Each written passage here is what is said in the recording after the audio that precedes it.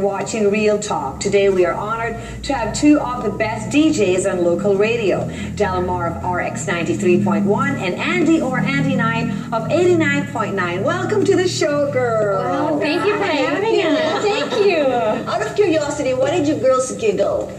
Yeah, when I Had some crazy DJs looked at each other and started to giggle. Is it because No. What was it for you? I guess we're from both competing stations. Okay, that's why. Alright, That's why. But also because I don't know that anyone can say, I'm the best female DJ. Yeah. Nobody does that because it's all about taste. Nobody is the true. best because it just matters to how many people you appeal to. you're just being humble. On Delamar's You're just best. being humble. Well, she's you've my been idol. on the radio for how many years? 100. 100, yeah. Oh gosh. Long time. Bear in mind that I did start early. Okay. Yeah, I was still a kid when I was listening to Wait tumahimik I was fresh out of college. I was 22, and I've been in the industry half that time, so 20 years. About 20 years. And you started young as well. Yeah, I started. doll. Yeah, I remember you. 18, yeah, I was around. I 19. started when I was 17, also fresh out of college. Right. And I've been there for 10 years. I hear that both of you, have different first-time experience when it comes to pregnancy or your pregnancy stories. Now, Delamar, I want to tackle with you first. Now, tell us about your pregnancy. I heard you had like some medical conditions. At age 27, I had a Still condition. young. Yeah, I had a condition called endometriosis, Okay. which makes it difficult for you to have children. So at 27, my doctor told me, you don't have enough time, get married now, have kids. At that time, I didn't have any prospects. And You had to impregnate yourself. yeah, and every year that I went to my doctor, she would always pester me with, ano, mag-aasawa ka na. Okay. And I really, at the back of my head, I wanted to say, you know what, doctora, if it existed in the grocery, I'll buy one in a spare. Yeah. Husband. Exactly. And it took me 10 years. Okay. So I got pregnant at 37. Wow.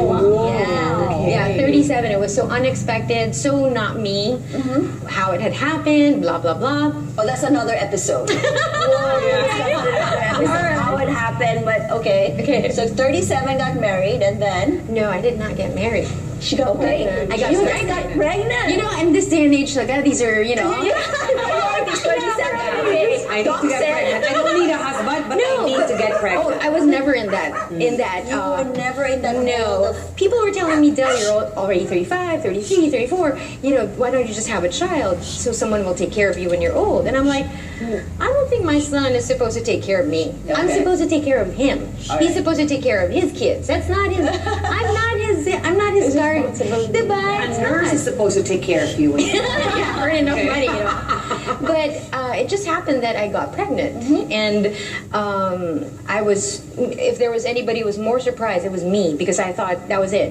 10 years later, I don't think I'm going to have a child. Yes, But there yes. it was. I took the pregnancy test twice, and it came back twice. I mean, positive. Right. And I didn't really miss my period yet. I just felt like I opened a bag of Cheetos.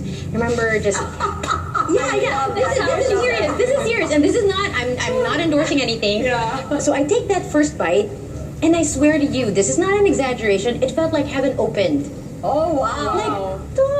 like that. And I felt With music and yeah, this is the everything. most wonderful trip I've ever had. And I remember a story from a friend of mine who felt like that. So it made me go, wait a minute, this is not like me. And out of the blue, I just went to the grocery store. Really? I bought the steak, did the test, it was positive. Okay, wait, hold on. Do we have any chips there? I want to see if this really works. Can we, let's go through. Before you take the pregnancy test next Do the time, cheat or the chip do test. the potato chip Yeah, the test chip or test. something. But I don't think it works for everybody. Kasi sa akin naman, I realized that I was pregnant because I didn't like the taste of food anymore. There you go. That's also Really? Yeah, I was like when I was eating, I love curry. So we were eating at a curry restaurant, and then I said, it doesn't taste good. I don't like it anymore. Parang ganon. So I was like, So, oh my gosh, I'm Andy, pregnant. did you do the Yeah. chip test as well? No. How did you find out you were pregnant? How did I find out? We came from the States, and in the States, I went to Napa Valley. I was drinking wine left and right. And then when I got home a week after, I was like, and we tried in the States. Okay. And I was like, I haven't gotten my period in 2 months. And I was thinking, okay, let's see, I'll try. So I did my pregnancy test. I was positive. So I went to the doctor the next day, and she goes, I said, Doc, I think I'm pregnant. And she goes, yeah. And then I said, I think I'm like 3 weeks pregnant, because we tried in the States. And she goes, like, no, you're 2.5 months pregnant. And I didn't even know. So yeah, so it was pretty easy for me. It was fun. But were you scared knowing that at that point, at 2.5 months, and all the things that you enjoyed in the States? You know what? A first-time mom, did you like panic? What did I do? Everybody kept saying that, it's not counted if you don't know. They always say that. And I wonder though, really, they always say that. Yeah, it's not, if you didn't know that you were pregnant and you did crazy things, you're clear. It's kind of weird, I don't know. because you were drinking. Yes, I was drinking and Yeah, going same out with and me all because that. I was. This was for my second kid. Yeah. I was doing a 10-show concert, 10 concert tour in Dubai and in Abu Dhabi. So I was moving around, and it was just so weird. After the show, I just sleep the whole day, and then I didn't feel like going out. And I'm like, I always have to go out, take pictures and everything. I just wanted to sleep the whole time. Yung pala I was pregnant na, and I was doing shows. Well, sa bagay, even though it's 9 months, I was still doing shows. So now you got pregnant at 37. It was quite late. Did you had Really late. Did you had a difficult pregnancy because of No, not at all. Really? It was a walk in the park. Really? No morning sickness? I did not have morning sickness. I didn't have any incidents. No of- complications. No complications. My doctor told me, my first OB forgot to give me iron, forgot to give me... Forgot because I have no idea. Fire your OB. I went to another OB because she was going to charge me too much. Yeah. So I went doctor And she shopping. was charging you too much. And then when they told me, okay, what are your supplements? And I go, nothing, just the prenatal thing. And they said, you're 7 months pregnant. You should be taking iron, blah, blah, blah. And they looked at my nails, they looked at my eyes to see if... And the good thing was, I was not in any way anemic. Okay. So at 37, if it weren't for my age, I wouldn't be high risk. It was an easy... And I loved my life. I loved it. It was the best time of my life. I'm sorry.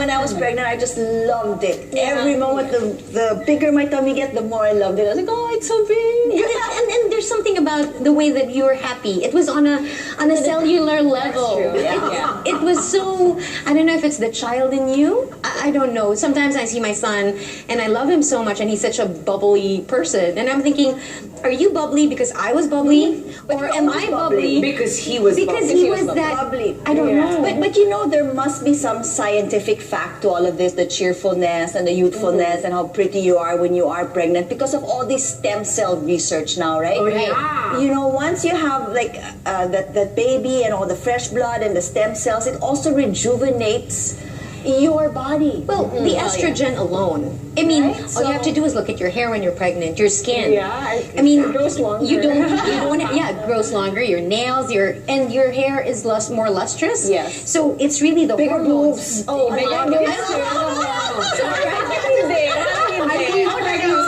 You'll get there. You'll actually get there. Rain, hormones on me, but don't give me the belly. So, Andy, same with you? You're happy, you're ecstatic? Yeah, when your belly grows and when your baby starts kicking. Oh yeah. That first time you'll feel like butterfly kicks and you'll be like, is that my tummy? Is that the food I ate? Like I just ate too much or is it gas? But then later you realize it's like an alien moving around, which is amazing. Or when when your baby starts hearing the dad talk. And then starts moving because he or she recognizes the voice of the dad. Yeah. I mean, things like that. Delamar, I know on your second baby, is it Eva or Eva? It's Ava. Ava. It's Ava. So EVA. Because I had the same thing. I had a miscarriage in my second baby. Okay. And we named him Gio.